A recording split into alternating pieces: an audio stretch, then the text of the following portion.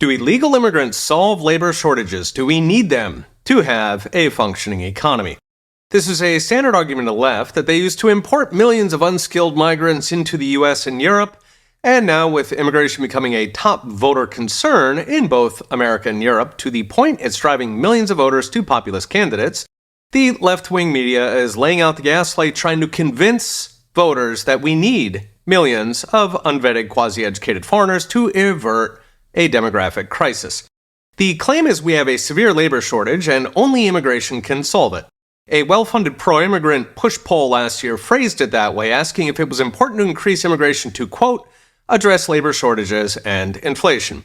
By the way, the inflation bit is basically saying that without all these millions of additional workers, wages would go up. More on that.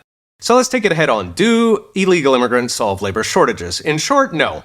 Because immigrants bring their own labor shortage with them. After all, they go to the dentist, they fix their cars, they go to McDonald's, and especially illegals certainly consume social work and police.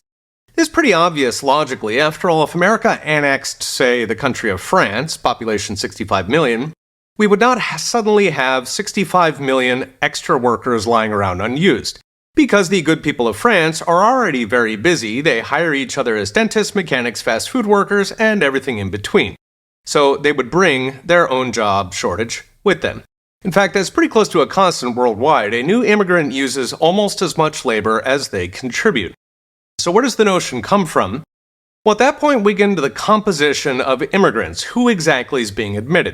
So if, say, you admit 10,000 dentists, then yes, you will have a worse shortage of car mechanics and fast food workers, but you will have very cheap dentists. Now, if instead you import 10 million unskilled workers, you'll have very, very cheap unskilled workers, but maybe you'll have to wait 3 months to see a dentist, or a car mechanic will charge double. By gum, though, you will have cheap fruit pickers. So you worsen the shortage of skilled workers while you cause a glut of unskilled workers that drives your own unskilled workers down to poverty-level wages. Indeed, that's why corporations push the labor shortage argument in the first place. They quite like poverty wages, however they get it. Incidentally, this is why even Donald Trump was advocating more immigration, but more skilled immigration. More dentists, doctors, engineers, people we actually do have a shortage of, and fewer semi-literate manual laborers. So what's next? Brought to you by Unchained.com. The labor shortage argument is the left's go-to, but voters are not buying it because they see the other problems: the welfare, the crime, the plunging wages for manual labor or factory jobs.